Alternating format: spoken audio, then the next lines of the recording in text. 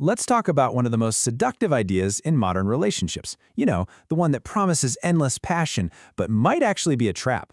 We're going to dive into why the very thing we're often told creates that incredible spark could be the exact reason it burns out.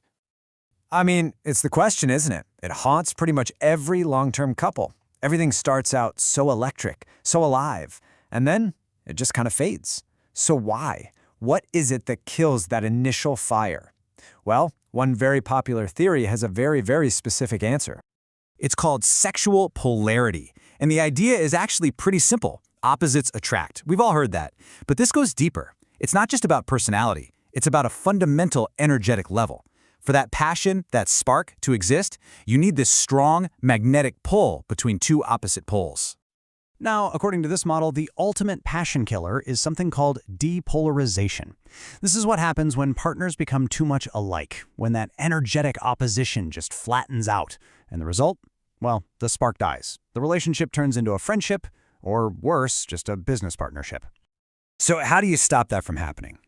Well, the people who believe in this theory, they offer a really clear, if pretty rigid, solution. It's a framework that promises a simple map for the messy world of love, and we're going to call it the fixed roles model.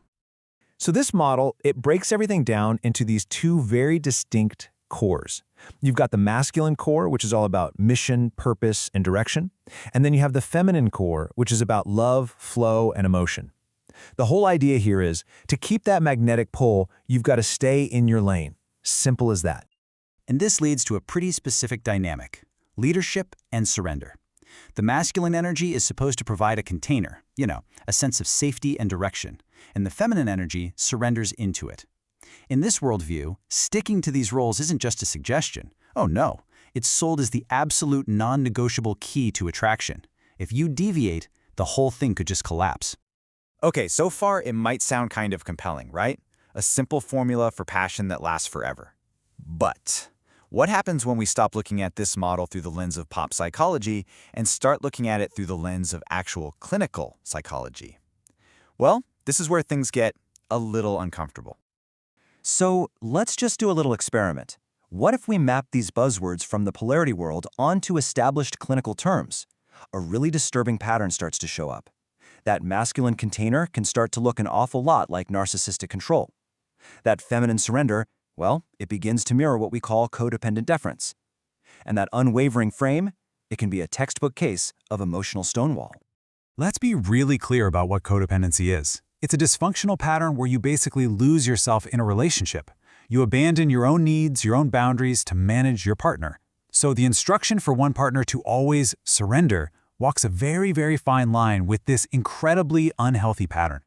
And honestly, the parallels go even deeper. In clinical psychology, we recognize this incredibly intense and often toxic pairing between narcissistic and borderline personality traits. See, the narcissist's need for control is perfectly met by the borderline's deep fear of abandonment. It creates this powerful but deeply unhealthy attraction that looks shockingly similar to the fixed polarity roles we were just talking about. And this brings us to a really, really important distinction.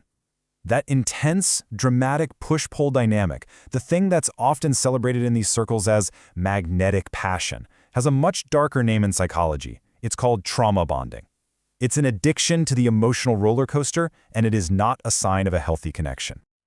Okay, so if these fixed roles are a potential trap, what's the alternative? I mean, are we saying passion is just doomed in an equal partnership? Absolutely not. The real answer lies in moving beyond these rigid, prescribed roles altogether.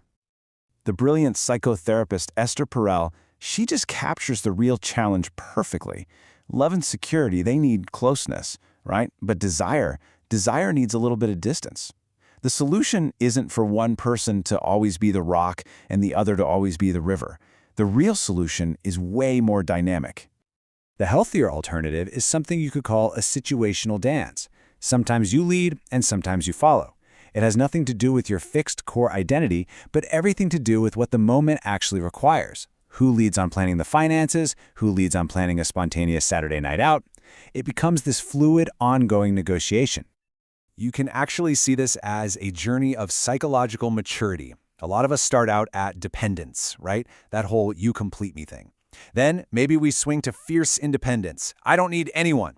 But the goal, the healthiest place to land, is interdependence. So what is interdependence? It's not about two halves making a whole.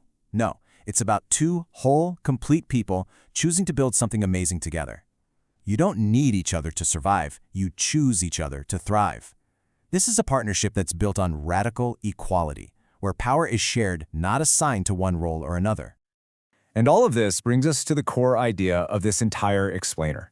The real secret to lasting passion isn't found in some simple polarity formula, but in what we're going to call the wholeness equation.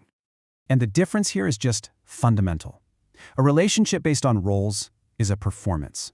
It's rigid, it's fragile, and it means you have to constantly play a part. But a relationship based on wholeness, that's authentic. It's flexible, it's resilient, because it's based on who you actually are, not who you think you're supposed to be. So where does the actual science point? I mean, we have decades of solid research on what makes relationships work, and guess what? It isn't rigid roles. The data consistently points to developing specific, internal psychological skills. Okay, skill number 1 is rooted in attachment theory, which is by far our best validated framework for understanding relationships. The goal here is to develop what's called a secure attachment style. This is like a relationship superpower. It's the ability to be comfortable with both deep, intimate connection and healthy autonomy. You can be close without losing yourself, and you can be independent without pushing your partner away. And the second crucial skill? Emotional intelligence. Think of this as the operating system for that relational flexibility we talked about. It's your ability to know what you're feeling, to have empathy for what your partner's feeling, and then to actually communicate about it constructively. It's the very thing that allows you to have that situational dance without constantly stepping on each other's toes. So here it is, the real formula for lasting passion. It isn't masculine versus feminine. It's combining a secure attachment style with high emotional intelligence. When you put those two together, they create the foundation for a relationship that is both safe and exciting, deeply connected and radically free. So we'll leave you with this one question. Take a look at your own relationships. Are you trying to fit yourself or your partner into some predefined role, hoping it'll create a spark? Or are you doing the real work of building two whole, emotionally intelligent people who choose to be together every single day? The answer? Well, it makes all the difference.